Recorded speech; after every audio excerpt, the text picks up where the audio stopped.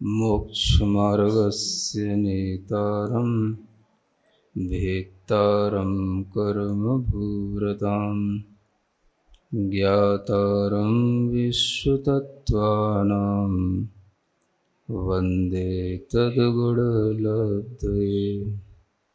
देवादिदेव आदिम तीर्थंकर श्री ऋषभनाथ भगवान की, वर्तमान शासन नायक श्री वर्धमान महावीर भगवान की, परम पूज्य आचार्य गुरुवर श्री विद्यासागर जी महाराज जी की। तत्पर सूत्र ग्रंथराज में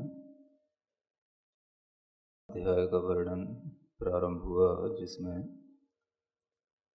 बंध के हेतुओं का प्रकरण चल रहा है। मिथ्या दर्शन, अविरति, प्रमाद, इन तीन हेतुओं के बारे में चर्चा हो चुकी है।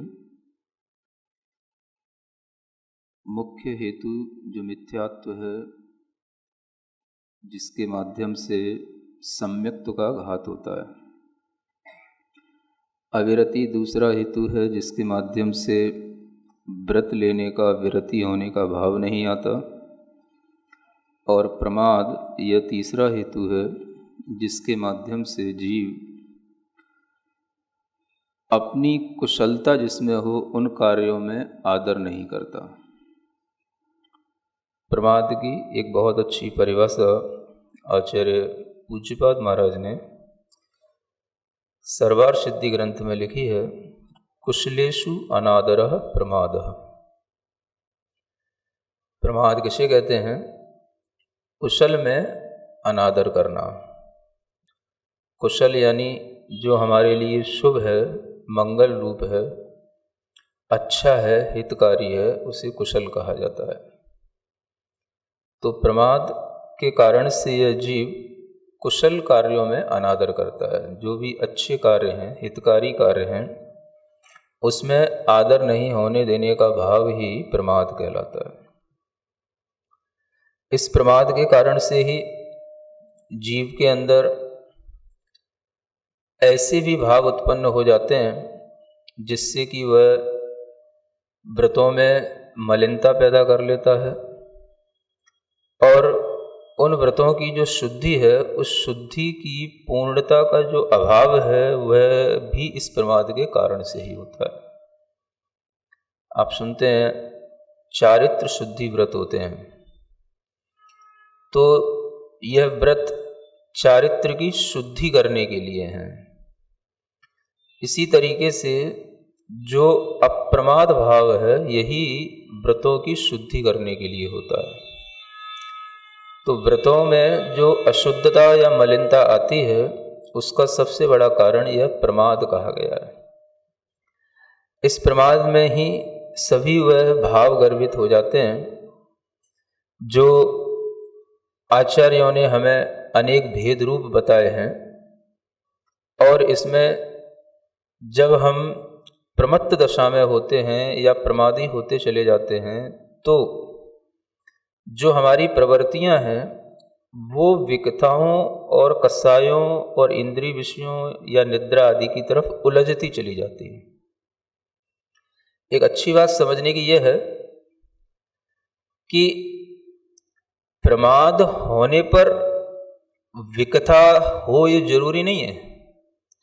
जैसे मुनि महाराज का 6वां गुण स्थान आता है, तो 6वें गुण स्थान में सभी लोग प्रमत्त विरत तो हो गए। सभी मुनि महाराज प्रमत्त विरत नाम के 6वें गुण स्थान में तो आ गए, लेकिन इसका मतलब ये नहीं है कि वो विकताओं में लग गए। कुछ लोगों की जो गलत धारणाएं रहती हैं, उन्हें भी थोड़ा समझने और समझाने की जरूरत पड़ती है कि प्रमत्त विरत के भेद जब बताए जाते हैं तो प्रमाद 15 प्रकार का होता है। तो 15 प्रकार के प्रमादों में प्रवृत्ति होने का नाम प्रमत्त विरत है, ऐसा जो कहा जाता है, उसका भी भाव ये समझना चाहिए कि 6वें गुण स्थान में जो प्रमत्त विरत नाम का भाव आता है, वो केवल संजुलन कसाई की तीव्रता से आता है।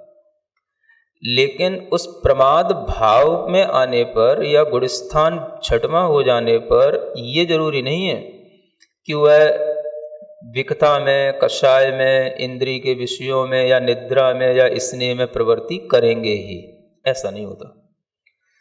ये तो प्रमाद के बाहरी रूप हैं। जो अंतरंग प्रमाद है वह तो अपनी अंतरंग शुद्ध आत्मवृत्ति से सुहवृत्ति में आ जाना, ये भी एक प्रमाद का भेद है। तो अप्रमत्त दशा में जो शुद्ध वृत्ति होती है उसको छोड़ करके जो शुभ वृत्ति में आ जाते हैं, तो यह भी एक प्रमाद के कारण से होता है। तो प्रमाद के भेद जब 15 परिगणित जहाँ पर किए जाते हैं, तो उनमें ये ध्यान रखना जरूरी है कि ये तो भेद इसलिए बताए गए कि ये अगर हो रहा है तो स्पष्ट रूप से प्रमाद हो ही रहा है। यानी आप सीधे सीधे यूं समझें कि जैसे मान लो विकथा है, तो ये विकथा प्रमाद तक कैसे जाएगा? आपने शुरू की बात, वह बात शुरू करना या किसी भी तरह से बोलना, ये तो हुआ भाषा समिति। भाषा समिति के साथ बोलते हुए, सत्य वचन के साथ सत्य धर्म का पालन करते हुए, बोलते हुए, जब आप किसी ऐसी चीज में उलझ गए जो आपके विषय में नहीं है और प्रयोजन में नहीं है, और वो चीज लंबी आपकी चर्चा में खिंच गई, तो वो हो गया विकथा। जिस चीज का राग द्वेष से संबंध हो जाए या जो चीज राग द्वेष को बढ़ाने वाली कथा हो जाए, तो वो विकथा हो जाती है। तो विकथा एक प्रमाद का वह बाहरी रूप है जिसके माध्यम से हम ये समझ सकते हैं कि ये प्रमाद की दशा स्पष्ट रूप से है। लेकिन जो प्रमाद यहाँ बताया जा रहा है वो प्रमाद उस गुणस्थान तक, जो सिद्धांततः 6वें गुणस्थान तक बताया जाता है, उस गुणस्थान तक होने वाले प्रमाद में 6वें गुणस्थान में ये जरूरी नहीं है कि सभी मुनिराज प्रमादी ही हो जाएं, या वो विकथा में प्रवृत्ति ही कर जाएं, या वो कषायवान ही हो जाएं, ऐसा जरूरी नहीं है। अगर ये प्रमाद दिखाई दे रहे हैं 15, तो ये जानना चाहिए कि ये जो है नियम से प्रमाद की ही भेद हैं, प्रमाद की ही परिणतियां चल रही हैं। तो यह बहुत अच्छी जो प्रमाद के 15 भेद बताए गए हैं, ये बहुत अच्छे हैं। इसलिए अच्छे हैं कि जब भी कभी इन प्रमाद के भेदों में प्रवृत्ति हो तो ये समझना कि यह प्रमाद हमारे लिए जानबूझ करके हो रहा है। 5 इंद्रियों के विषयों में, 4 प्रकार की कसायों में उलझना, और जो मुख्य रूप से 4 विकथाएं कही गई हैं वो, और निद्रा को भी एक प्रमाद के रूप में लिया है ना। तो निद्रा प्रमाद कैसे है? निद्रा तो प्रमाद का जीता जागता रूप है ही है। लेकिन उस निद्रा में जो निद्रा आपके लिए बार बार आपको ऐसा लगे कि नहीं मुझे अभी और सोना है, अभी और सोना है, अभी मुझे और अच्छा लग रहा है, ये सबसे बड़ा प्रमाद है। एक निद्रा जो केवल आपकी थकान को दूर करने के लिए होती है, और एक निद्रा जो आपके बार बार, है ना, उसमें भी सुख मिलता है जीव को, उस सुख के लिए होती है। तो ये भी एक प्रमाद का रूप तब बन जाता है। और जो निद्रा वास्तव में केवल अपने शरीर श्रम को दूर करने के लिए है, तो उस निद्रा में भी प्रमाद होता है, लेकिन उसमें भी उसके अंदर एक जागृति सी बनी रहती है। और इसने जो बिना वजह चेतन या अचेतन पदार्थों के साथ किया जाए, ये भी एक प्रमाद की दशा में ही संभव होता है। प्रमाद के ये भेद जो बताए जा रहे हैं, इन भेदों में अनेक तरह की विकथाएं बताई गई हैं। विकथा 4 नहीं होती, और उसमें अनेक तरीके की विकथाएं आ जाती हैं। आत्म प्रशंसा करना भी और पर की निंदा करना भी एक विकथा का रूप होता है। अनेक तरीके की ऐसी कथाएं जिनसे हमें कोई प्रयोजन सिद्ध नहीं होता है, वो भी विकथा में आ जाता है। किसी की हार जीत की जो कथाएं होती हैं जिनसे हमारा कोई लेना देना नहीं होता है, लेकिन वह हमारे लिए विकथा में आ जाता है। तो इस तरीके की जो विकथाएं हैं, ये जो प्रमाद के सब भेद हैं, इन भेदों से बचना भी अपने आप में अपने ऊपर एक बहुत बड़ा संयम लाना है। प्रमाद क्या करता है? हमारी जो संयम है या हमारे संयम की जो शुद्धि है, उसमें कमी ला देता है। आचार्यों ने कहा 8 प्रकार की शुद्धियां होती हैं। और 10 प्रकार के धर्म होते हैं जो उत्तम क्षमा आदि के रूप में है। उन धर्मों में और इन शुद्धियों में जो कमी आ जाती है उसी का नाम अपने आप में यह प्रमाद का कार्य है। ये प्रमाद यही करता है। जहां आपको क्षमा आदि धर्म के भाव में होना चाहिए वहां नहीं रह पाए तो ये क्या हो गया? ये प्रमाद हो गया। आपको बाद में याद आता है कि मुझे क्षमा कर देना चाहिए था, उस समय पर तो मैं क्रोध कर गया, तो ये उस समय पर प्रमाद हो गया। ये प्रमाद के कारण से हुआ। 10 धर्मों में भी जहां पर हमारे अंदर पूर्णता नहीं होती उसमें भी बहुत बड़ा जो फैक्टर है काम करने वाला वो अपने अंदर का प्रमाद ही होता है। चाहे वो क्षमा की बात हो, मार्दव की बात हो, रजता की बात हो, या अंत तक अकिंचन ब्रह्मचर्य तक भी जो भी चीजें हैं ये सब जो है प्रमाद के कारण से ही इनमें कमी आती है। और इसी तरीके से इस प्रमाद को समझने के लिए आचार्यों ने कहा 8 प्रकार की शुद्धियों पर भी ध्यान देना चाहिए। 8 प्रकार की शुद्धि में जिसे हम बोलते हैं काय शुद्धि, भाव शुद्धि, भाषा शुद्धि, विनय शुद्धि, ईर्यापत शुद्धि, भैक्ष शुद्धि, शयनासन शुद्धि और प्रतिष्ठापन शुद्धि। अब इनमें जो 8 प्रकार की शुद्धियों में आप देखेंगे तो बहुत कुछ तो 5 तो समितियों रूप हैं और कुछ जो है 3 गुप्तियां रूप हैं। यही समझ के चलो। ये जो संयम है इसमें जो कमी आ रही है इस कमी का भी कारण ये प्रमाद है। प्रमाद के कारण से जब आपके अंदर भाव आ जाता है हाँ जैसा है तैसा ठीक है चल रहा है, ये अपने आप में क्या बोल रहा है? ये प्रमाद बोल रहा है। आपके लिए पता है कि ये चीज इस तरह से अच्छी तरह से होती है लेकिन आप उसको वैसा नहीं कर रहे हैं, चलता है कि कारण से, तो वह क्या है? वो प्रमाद है। तो ये प्रमाद एक ऐसा फैक्टर है, इसको अगर हम समझें, इसको हम देखें तो इसी से ही जो है सब कुछ समझ में आ जाता है कि हमारी वृत्ति में जो अशुद्धता या दोषपूर्णता है वो किसके कारण से है? तो इस प्रमाद के कारण से होती है। जब भी कभी 8 प्रकार की शुद्धियों में भी भाव आएगा, चलता है, होता है, भाव शुद्धि नहीं होना, विनय शुद्धि भी एक शुद्धि बताई गई वो नहीं होना, तो ये सब चीजों में जो कमी आती है वो हमारे प्रमाद के कारण से आती है। आप भगवान की वंदना करने गए, आपने भगवान की पूजा करने का भाव बनाया, जिस समय आप भाव बनाते हैं उस समय तो आपके अंदर पूरा भाव रहता है और जब आप उस कार्य को अंजाम देने लग जाते हैं तो फिर आपके भावों में जो कमी आती है वो भी कमी इस प्रमाद के कारण से होती है।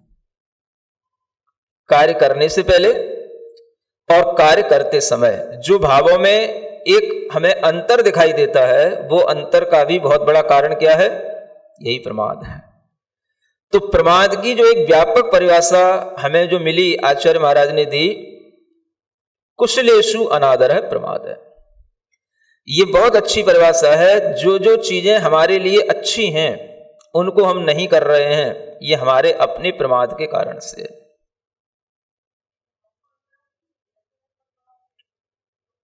आपके अंतरंग में जो भाव आ रहे हैं वो भाव भी प्रमाद से प्रभावित होकर के आ रहे हैं। ये प्रमाद एक ऐसा हेतु है जो कर्म के रूप में हमारे भावों को प्रभावित कर रहा है। कर्म के कारण से ही तो हमारे भाव प्रभावित होते हैं। तो इन भावों में जो एक गिरावट आती है वह इस प्रमाद के कारण से आती है।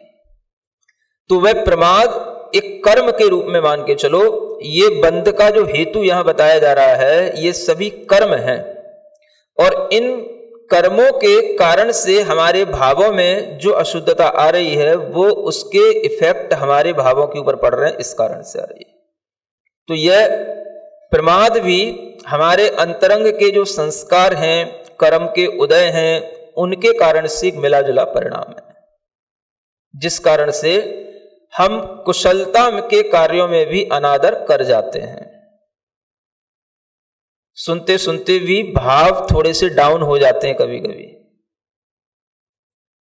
जिनवाणी सुनने बैठे हैं, सुनने के लिए बैठे हैं, उत्साह के साथ बैठे और 10 मिनट बाद डाउन हो गए।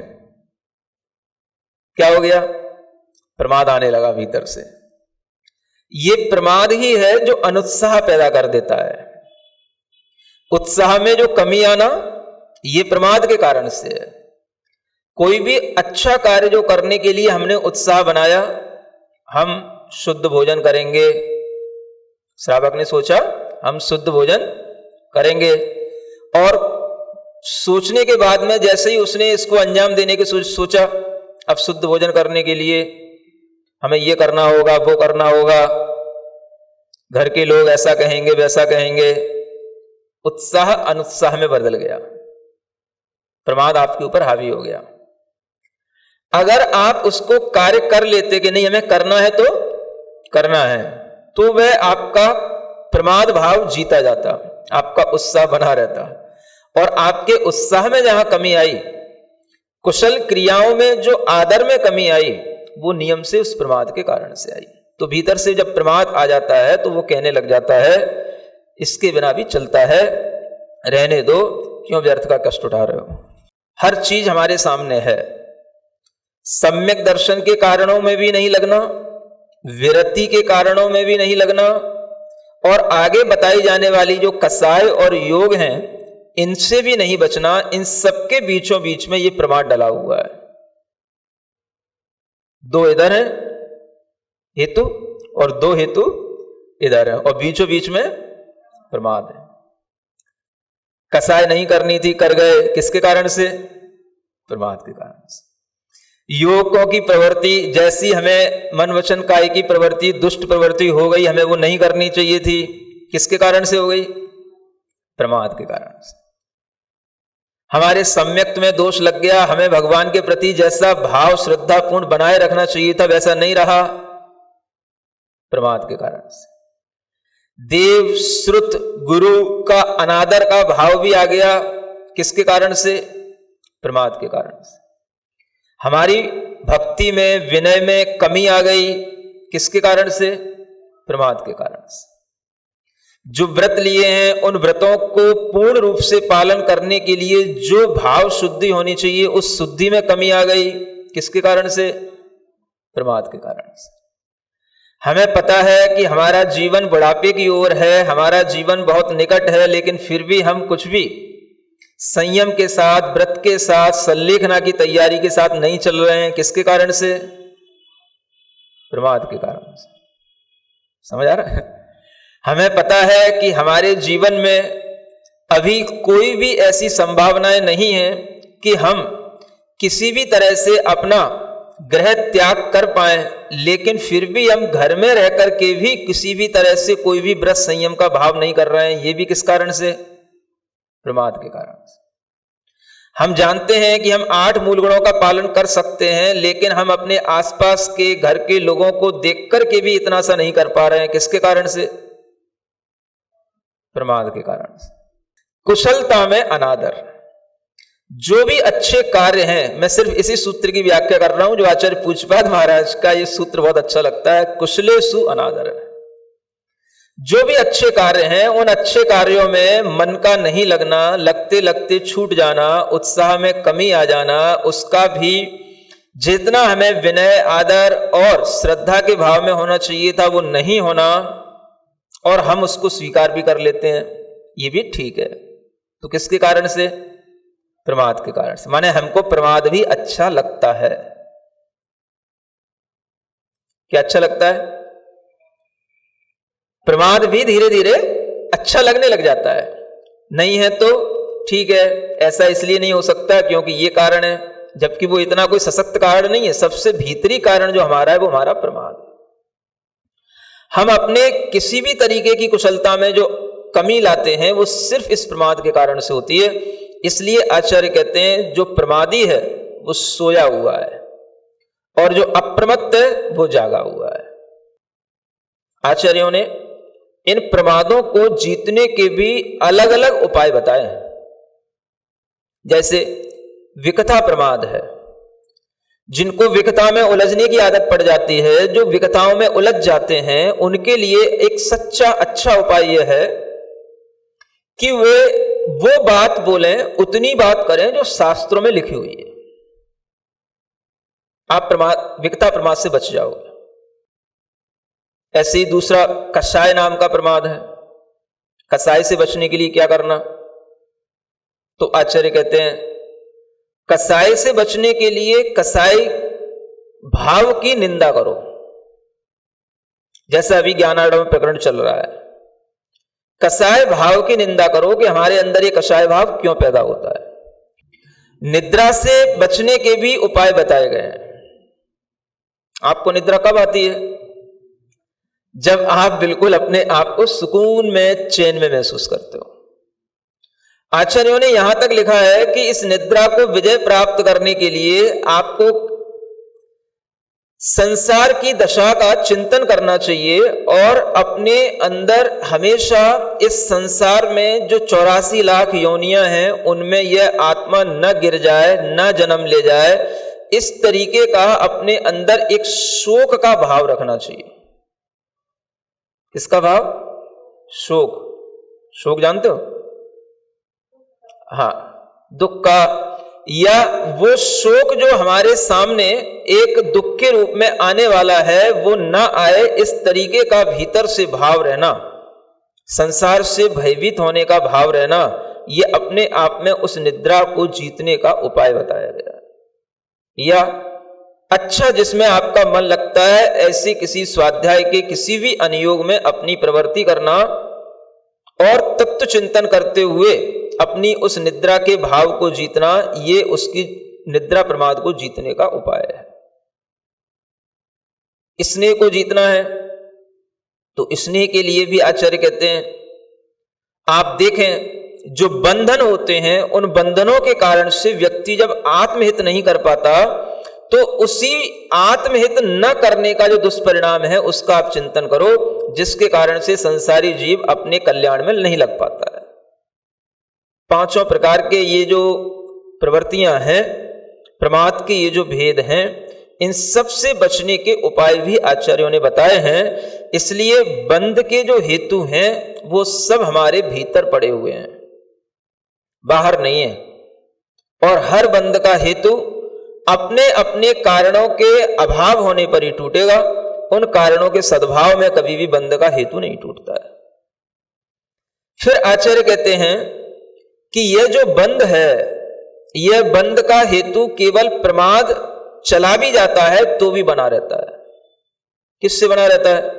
तो आगे के दो हेतु और दिए जा रहे हैं, एक कषाय और एक योग। कषाय भी जो है आत्मा के लिए बंध का कारण है और योग भी आत्मा के लिए बंध का कारण है।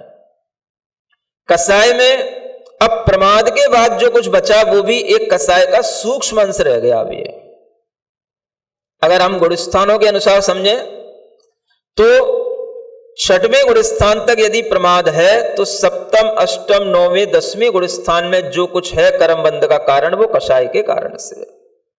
इसलिए यहां पर जो कषाय है इसका मतलब क्या है कि यह केवल संजुलन कषाय के लिए कहा जा रहा है। अगर हम गुणस्थानों की वृद्धि के अनुसार इस सूत्र को देखें तो, और वैसे तो कषाय भाव अपने आप में बंध का कारण है, चाहे वो कोई सी भी कषाय हो, जो आगे के सूत्रों में बताया जाएगा। और जब इस कषाय का अभाव भी हो जाता है तब फिर आगे के गुणस्थानों में यानी 11वें, 12वें और 13वें गुणस्थान में भी बंध होता है जो केवल योग के माध्यम से होता है। और 14वां गुणस्थान बंध से रहित हो जाता है क्योंकि वहां पर इन पांचों कारणों में से कोई भी कारण नहीं होता है। अब हम गुणस्थानों की अपेक्षा से देखें तो पहले गुणस्थान में मिथ्या दर्शन के साथ सभी कारण जुड़े होने के कारण पांचों ही बंध के हेतु हैं। 1 से लेकर के 13 गुणस्थानों में हम इन बंध के हेतुओं को लगाएं तो पहले गुणस्थान में बंध के कितने कारण हैं? 5 ही हैं। दूसरा गुणस्थान अगर आता है तो उस दूसरे गुणस्थान में, तीसरे गुणस्थान में और यहां तक कि चौथे गुण स्थान में भी बंध के हेतु यदि हम देखेंगे तो ये केवल मिथ्यात्व छूट गया, बाकी सभी अविरत भी है, प्रमाद भी है, कसाय भी है और योग भी है। ये चारों बंध के कारण है चौथे गुण स्थान तक। पांचवें गुण स्थान में भी देखें, अभी अविरति पूरी गई नहीं है, तो उसमें अभी मिश्र रूप परिणाम है, कुछ विरति है कुछ अविरति है। इस कारण से देखें तो हम इस हेतु को पांचवें गुण स्थान में भी ले सकते हैं, अविरति, प्रमाद, कषाय और योग। लेकिन वो अविरति कैसी है? मिश्र रूप है, कुछ विरति भी आ गई है, इसलिए वह मिश्र रूप अविरति के साथ में ऊपर के तीनों कारण बन जाने से चारों कारण पांचवें गुण स्थान में भी हैं। फिर जैसे ही आगे का छठवां गुण स्थान आता है प्रमाद, प्रमत्त विरत नाम का, तो वहां पर अब मिथ्या दर्शन और अविरति ये पूरा छूट गए, अब केवल तीन कारण वहां पर रह गए, प्रमाद, कषाय और योग, छठवें गुण स्थान में केवल।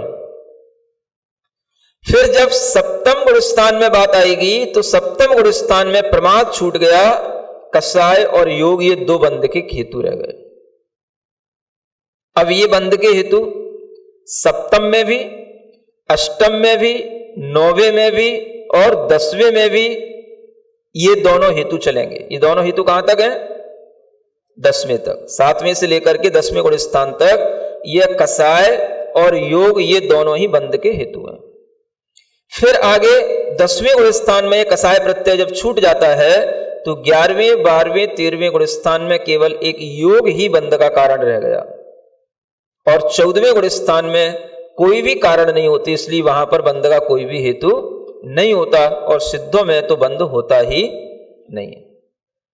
ये गुणस्थानों के अनुसार जो यह कर्म बंध की व्यवस्था है, इनके लिए ये प्रत्यय भीतर हमारे जो काम करते हैं इसके अनुसार यह कर्म बंध होता रहता है। और ये जितना भी हमें ये बंध का जो भाव दिया जा रहा है, बताया जा रहा है, ये सारा का सारा एक तरह से भाव बंध की मुख्यता से बताया जा रहा है, क्योंकि ये सभी भाव हैं। मिथ्यात्व, अविरति, प्रमाद, कषाय, योग, ये सब क्या है? भाव हैं। और इन भावों के माध्यम से जो बंध हो रहा है वो भी यहां पर भाव बंध ही बताया जा रहा है।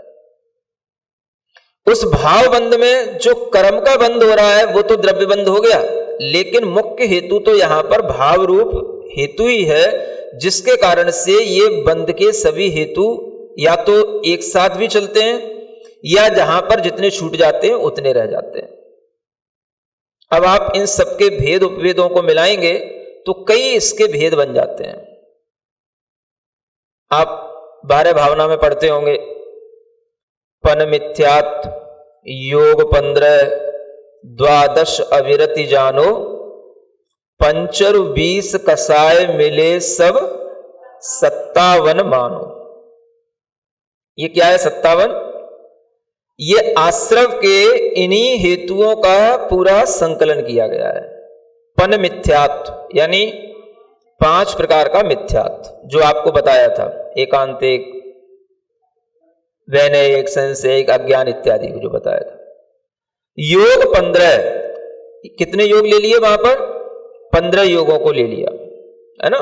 उसमें वचन के योग, काय के योग, मनु के योग, ये सब मिला करके 15 योग हो जाते हैं, जो पहले बताया जा चुका है। औदारिक, औदारिक मिश्र आदि ये सब मिला करके 15 योग हो जाते हैं।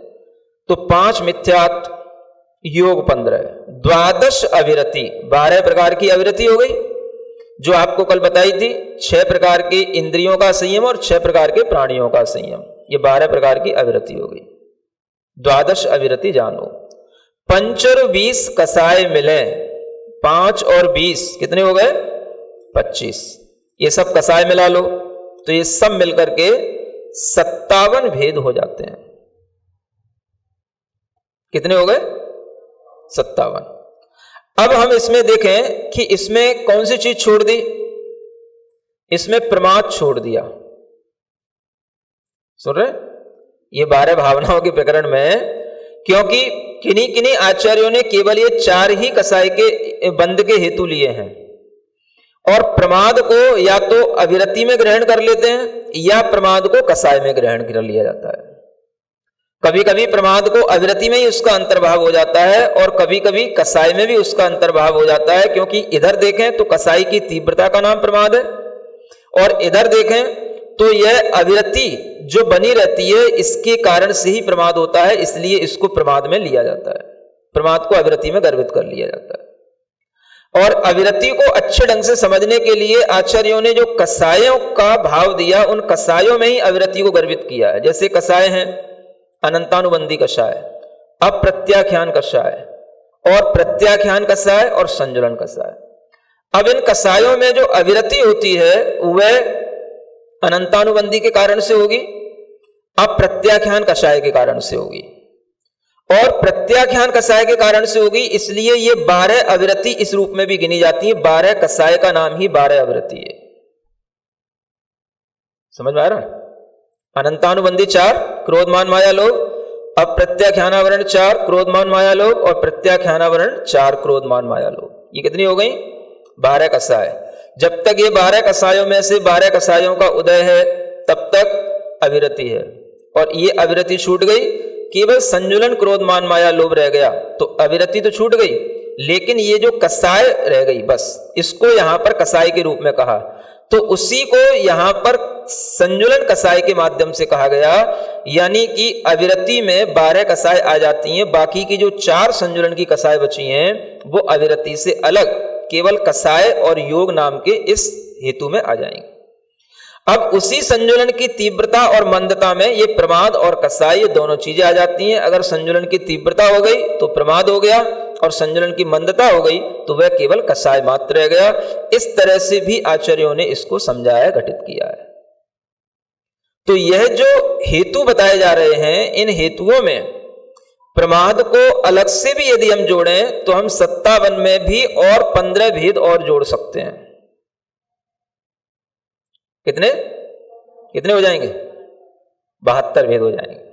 समझ आ रहा है? यानी पूरे के पूरे यहां पर बंध के हेतु अगर हम जो उनके स्थूल रूप से भेद बताए गए हैं उनके साथ यदि हम जोड़ें तो यहां पर 72 भेद हो जाते हैं। और इतने ये सभी भेद हमारे अंदर चल रहे हैं। जीवों के अंदर इन्हीं के कारण से ये कर्म का बंध चल रहा है। तो कर्म के बंध के लिए ये जो कारण हैं, ये कारण अंदर बहुत सारे पड़े हुए हैं और इनके भेद उपभेद इतने हैं कि आचार्य कहते हैं कि या तो ये सब मिलकर के भी आपके लिए कर्म बंध के कारण बन सकते हैं अथवा ये अलग अलग भी कर्म बंध के कारण बन सकते हैं। किसी के अंदर मिथ्यात्व नहीं है तो उसके आगे के लिए कारण बनेंगे। किसी के अंदर मिथ्यात्व अविरति का भी अभाव हो गया तो उसके लिए जितने भेद बचे रह गए वो कर्म बंध के कारण होंगे। हर क्रिया में जो भी कर्म बंध हो रहा है उस कर्म बंध का कारण भीतर का यह हेतु है। यह हेतु समझ में आने पर ही आगे के जो बंध का प्रकरण है वो सब पूरा का पूरा क्लियर होगा और वह अच्छे ढंग से समझ में आएगा। तो बंध के कारणों को जाने। बंध के कारण जो यहां पर आचार्यों ने बताए ये हमारे अंदर निरंतर चल रहे हैं और इन बंध के कारणों में अगर हम तरह तरह से इसका विभाजन करें तो वह सब इन्हीं के अंतर्गत आ जाता है, चाहे वो कर्म बंध हो चाहे वो नौ कर्म बंध हो। ये किसके हेतु है? ये तो कर्म बंध के हेतु है। और नौ कर्म बंध क्या होता है? जो हमारा परिवार है, कुटुंबी जन है, लोग हैं, उनसे जो हमारे अंदर एक बंध रहता है, नहीं रहता उनसे बंध। इसी के कारण से तो हम बार बार वहीं खिंच करके पहुंचते हैं, हम उन्हें छोड़ नहीं पाते हैं या हम किसी भी तरीके से उनसे विरक्ति नहीं ले पाते हैं। तो इस बंध को भी आचार्यों ने क्या कहा है?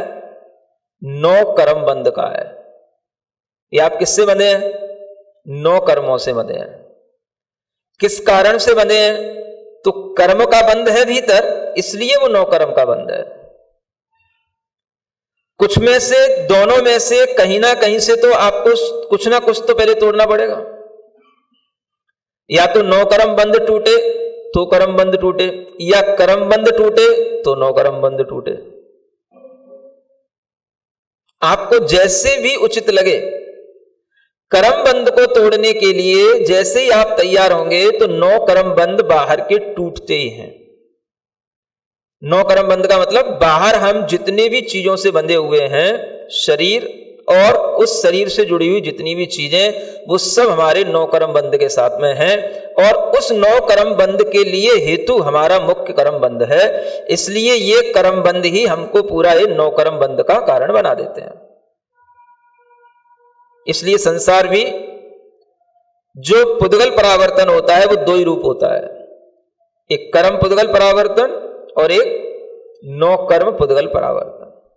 तो ये कर्म बंध के हेतुओं के माध्यम से ही ये 9 कर्म बंध का कारण चलता है। इसलिए हर एक कर्म के बंध की भी और 9 कर्म के बंध की भी जो मुख्य आवश्यक जो शर्त है वो इसी कर्म बंध के हेतुओं में गर्भित हो जाती है। इस तरह से ये जो 5 कर्म बंध के हेतु बताए गए हैं, इनमें से आगे आचार्य बताएंगे कि मुख्य रूप से इन कर्मों के बंध कितने प्रकार के और किस कारण से मुख्य रूप से होते हैं। ये तो यहां पर सामान्य कारण बता दिए, अब मुख्य कारण है वो आगे के सूत्र में बताया जाएगा।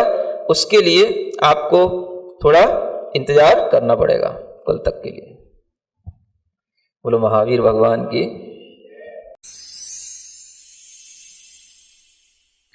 सिरिजिणवाणी जग कल्याणी जग जन मदतम मोहरी जनमण हारी गढ़हर हारी जम जरा भव रोग हरि तिथ्य राणम दिव्य झुणिम जो पड़ई सुणई मय्ये धारई राणम सौख मणंतम धर्य सासद मोक्ष पदम पावई सासद मोक्ष पदम पावई।